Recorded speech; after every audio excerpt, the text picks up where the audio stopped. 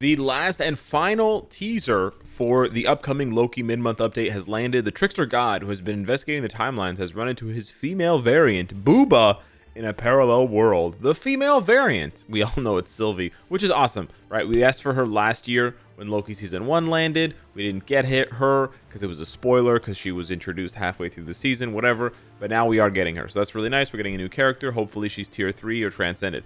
Check out the powers of this new superhero. She is similar to Loki, but has distinctive abilities of her own. They're really phoning it in on this one.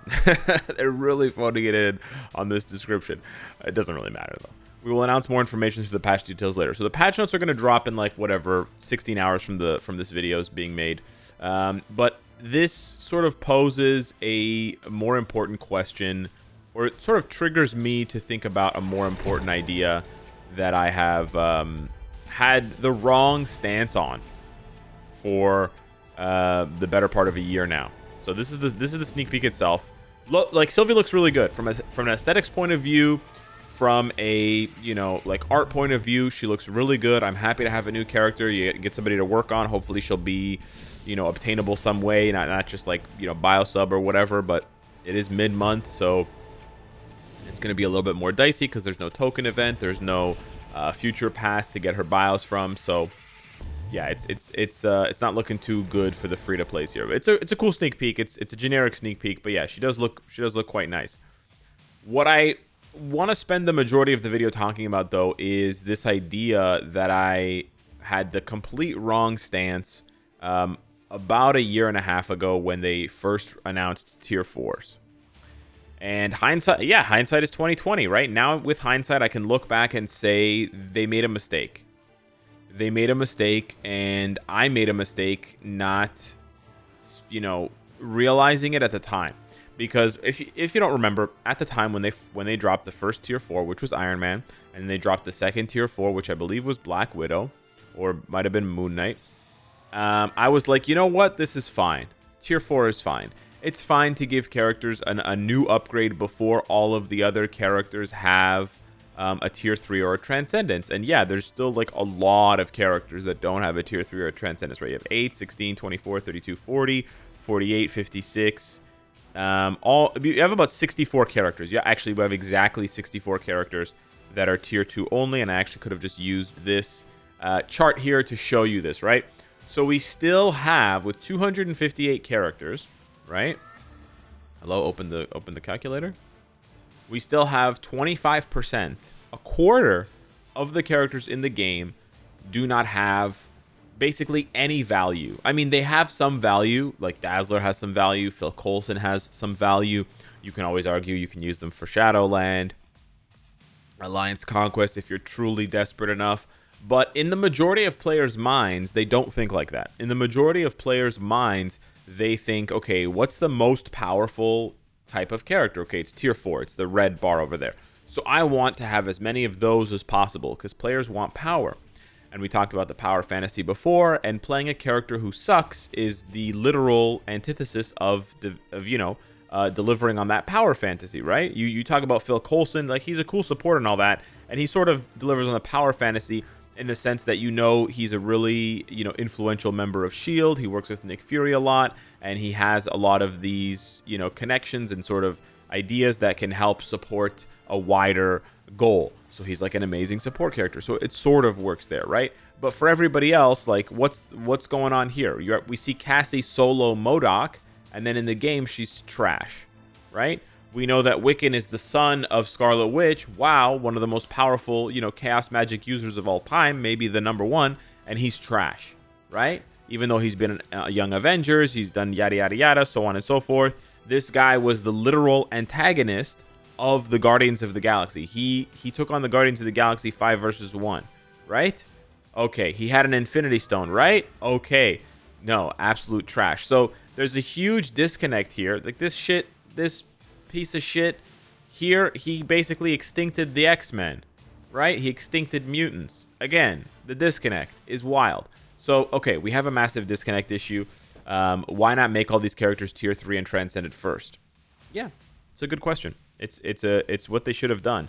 And it becomes more and more apparent that this is what they should have done with each passing update because of what happens to the auxiliary characters. So perfect example here, I want a tier 4 Captain Marvel, but I really want a tier 4 Loki, and I don't really have the materials to just boom, boom, boom, boom, boom, you know, splash on everybody without spending money.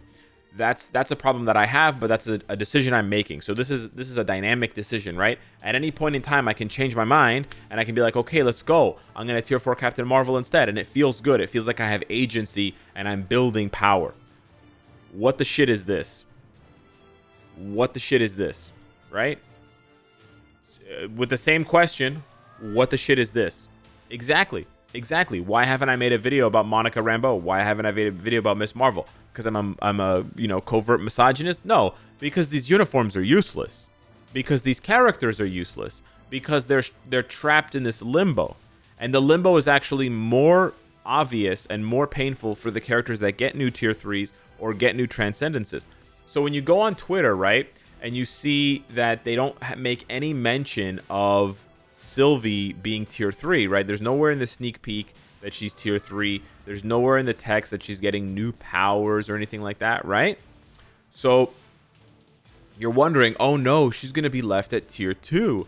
Honestly, at this point, it might make more sense for her to be left at tier 2. If she's left at tier 2, then it's easier to build her. There's fewer resources involved. And you're disappointed from the beginning, but it's just fine. But if she's tier 3able or transcended, then you're like, oh, there's a hope. I can use her in World Boss Legend content. I can use her in GBR. She's still going to be useless. She's still going to be useless. There's very few characters that are useful at tier 3 these days, right? That don't go past level 70. Obviously, there are tier 3s like Miles and Spider-Man and whatever, amazing at level 80. And this is sort of the problem, right? Now, in so discussing this, I realize that other games do this. Other games do this where they release, like, they're called LRs, like legendary rares, or you know, Dragon Ball does EZA, where they slowly roll out new buffs for characters while existing characters are sort of languishing in the dirt. And this is a common method in gacha games. At the same time, I don't really accept that as an answer. And it still just boggles my mind why they didn't wait a little bit longer. Were they worried? I mean, I guess they were worried about the game dying. I think that's genuinely what it's going to come down to, what the answer is going to end up being. They're never going to answer us. But if I had to speculate, for those of you wondering, for whatever comfort it brings you, I think that they announced tier 4, and they pushed through these tier 4 updates before every character had a transcendence or a tier 3, because they were worried if they continued on the model that they were using by just, you know, releasing new tier 3s, releasing new characters, releasing new transcendents, that they would take them much longer to catch up before they could start releasing tier 4, and that by that point the game would be dry of whales and no one would spend money. So by accelerating their timeline and releasing tier 4 much earlier, they ensure that there's still a large enough player base to guarantee people will go and purchase shit like this, right? And you know, you can say the same thing to a lesser extent about them introducing this system and this system in the span of a year, right? Both of these systems, very easy components, very easy to interact with, but very obviously having paid components where you can just throw a bunch of cash at the problem to solve it very quickly. You know, 64 characters, we're getting like maybe 4. If we're lucky, we're getting 4. That means it's still going to take the 4 transcendents or tier 3s, right? That means it's still going to take them another year and a half. So you're talking 2025 for them to get rid of all the tier 2s in the game. That's just unacceptable. They have to start doing mass upgrades for these characters, and they have to start soon.